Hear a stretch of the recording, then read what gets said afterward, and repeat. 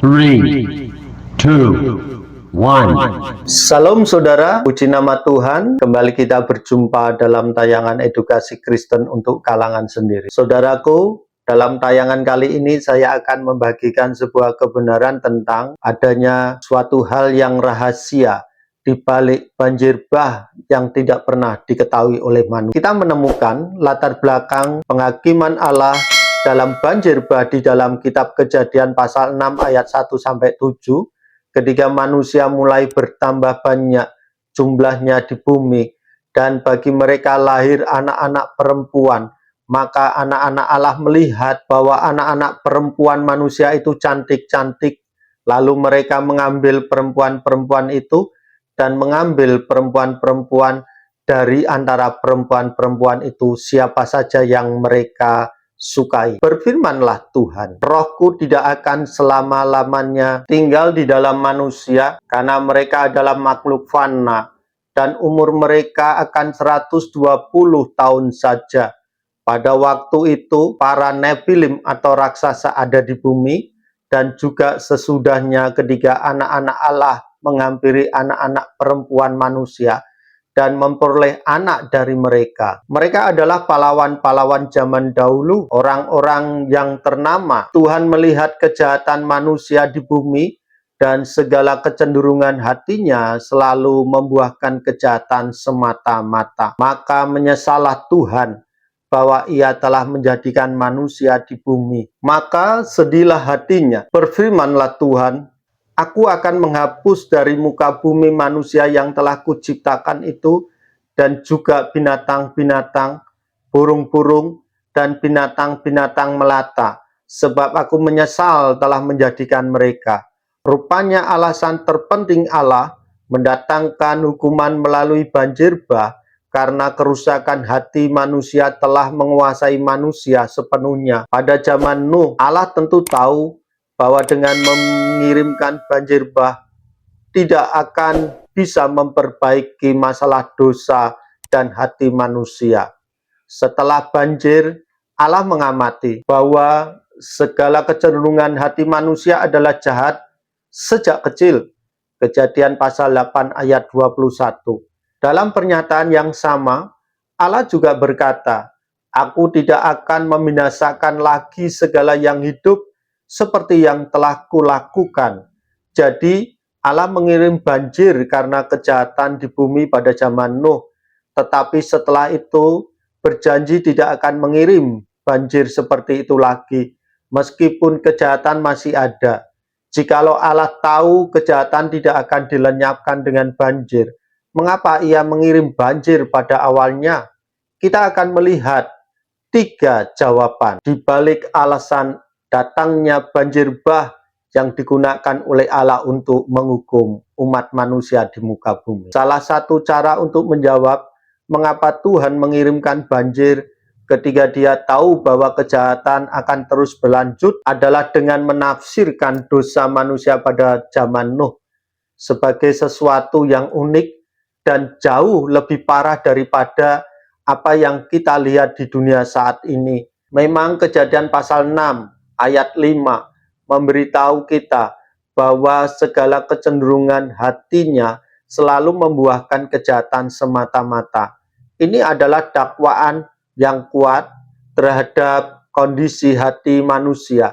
Kitab suci tidak hanya mengatakan bahwa pikiran manusia murni secara eksklusif jahat, tetapi hatinya selalu seperti itu.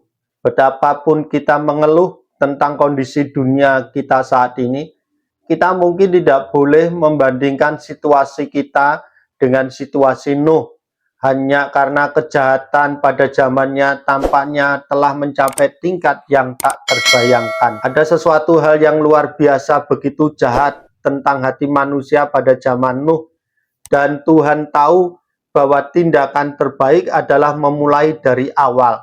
Pendekatan ini tentu spekulasi, tetapi setidaknya konsisten dengan apa yang kita baca di dalam bagian lain kitab suci tentang siapakah Tuhan itu. Kemungkinan lain mengapa Allah mengirimkan banjir bah ketika ia tahu bahwa kejahatan akan terus berlanjut, mengambil isyarat dari referensi anak-anak Allah dan Nephilim atau keturunan raksasa. Dalam Kejadian pasal 6 ayat 2 dan ayat yang keempat, meskipun para sarjana Alkitab berbagi atas siapa sebenarnya anak-anak Allah dan Nephilim, Alkitab jelas bahwa keturunan mereka dicirikan dengan berbagai bentuk kejahatan yang sangat ekstrim. Selain itu, dalam Kejadian pasal 6 ayat 3, tampaknya anggapan Tuhan terhadap tindakan anak-anak Allah adalah referensi aktual pertama untuk air bah, dengan mengatakan bahwa hari-hari manusia akan menjadi 120 tahun. Allah secara efektif memulai hitungan mundur untuk memulai penghakiman banjir bah. Ini menunjukkan bahwa air bah adalah tanggapan langsung Allah terhadap tindakan anak-anak Allah dan Nephilim. Jawaban lain yang mungkin adalah pertanyaan mengapa Allah mengirim banjir bah ketika ia tahu bahwa kejahatan akan terus berlanjut lebih umum. 1 Korintus pasal 10 ayat 11 memberitahu kita bahwa kisah-kisah dalam perjanjian lama bermanfaat lebih dari sekadar catatan sejarah.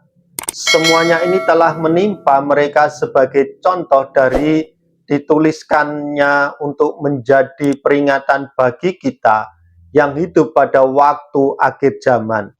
Kisah tentang banjir bah adalah contoh bagi kita untuk diperhatikan. Yesus menggambarkan paralel antara kisah tentang banjir bah dan masa kini dalam Matius pasal 24 ayat 37 sampai 39. Sebab sebagaimana halnya pada zaman Nuh, demikian pula halnya kelak pada kedatangan Anak Manusia. Sebab pada zaman sebelum air bah itu manusia makan dan minum, kawin dan mengawinkan, sampai kepada hari Nuh masuk ke dalam bahtera, dan mereka tidak tahu apa-apa tentang apa yang akan terjadi sebelum air bah itu datang. Sebelum air bah itu datang dan melenyapkan mereka semua.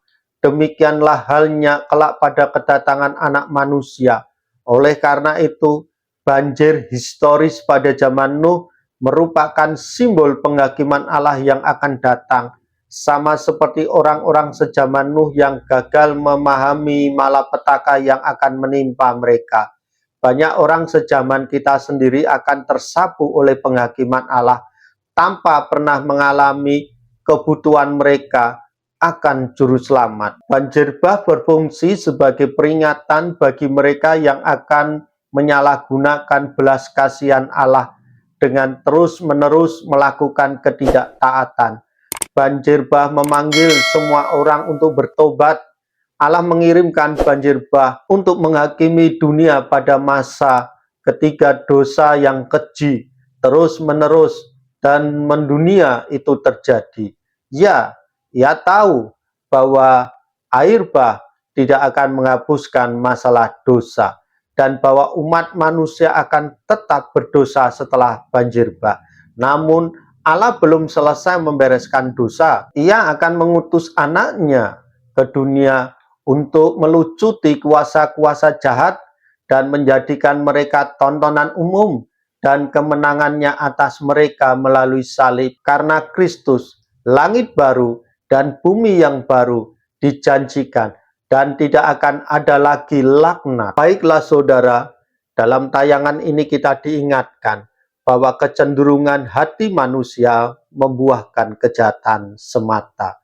Untuk itu ingatlah selalu, seorang anak kecil tidak perlu kita ajari untuk berbohong, dia bisa berbohong. Seorang anak kecil tidak perlu kita ajari untuk dia berkelahi atau melukai temannya. Dia bisa melukai temannya. Di mana kecenderungan hati manusia telah dikuasai oleh dosa. Untuk itu saudara, kebutuhan kita cuma satu.